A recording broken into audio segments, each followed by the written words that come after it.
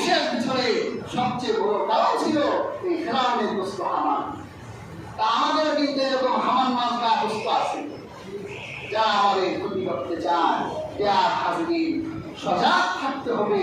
বন্ধুত্ব দোস্তি করার ক্ষেত্রে খুব ভাবতে হবে তাদের সাথে দোস্তি করা যায়, তাদের সাথে বন্ধুত্ব করা যায়, এইভাবে আমাদেরকে আগাতে হবে। আল্লাহ হাবিব সাল্লাল্লাহু আলাইহি ওয়াসাল্লামের একটি হাদিসের মাধ্যমে ইতি টানছি। আল্লাহ রাসূল সাল্লাল্লাহু আলাইহি ওয়াসাল্লাম সৎ ও অসৎ দোস্তের দৃষ্টান্ত দিলেন। সুবহানাল্লাহ। আল্লাহ হাবিব বলে, একজন সৎ বন্ধু আর একজন অসৎ বন্ধুর দৃষ্টান্ত হলো কাহামিল মিসকি ওয়ালাফিল কির।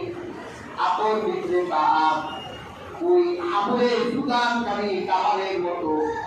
আল্লাহ রাসূল বলেন, ভালো দোস্ত হলো আতর বিক্রেতার মতো, আর খারাপ দোস্ত হলো কামারের মতো যে আগুনের ভিতরে পূজায়।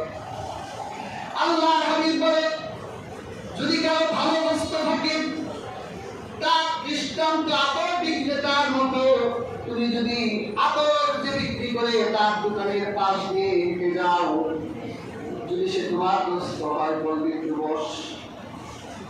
এরপর আমরা মুসলমান, আমাদের ভিতরে একটা গুণ আছে, তারা আতর থাকলে একটু লাগাই দেই। কি বলেন, দেই না?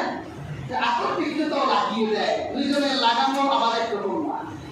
একজন মহব্বতে লাগাই দেয়, আরেকজন বিক্রি করার জন্য লাগাইতে থাকে, যে দেখেন এটা পারফিউম কিরকম, এটা সুঘ্রাণ কিরকম, মানে বিক্রিতে করতে হবে। তা আল্লাহর হাবিব বলে, আতর বিক্রেতা দোকানে যদি তুমি বসো, তাহলে সে তোমার গায়ে একটু আতর লাগিয়ে দিবে। আতরের দাম যদি ভালো লাগে, তাহলে তুমি তার থেকে একটা আতর কিনতেও পারো, তুমি সুঘ্রাণ তোমার গায়ে মাখতে পারো।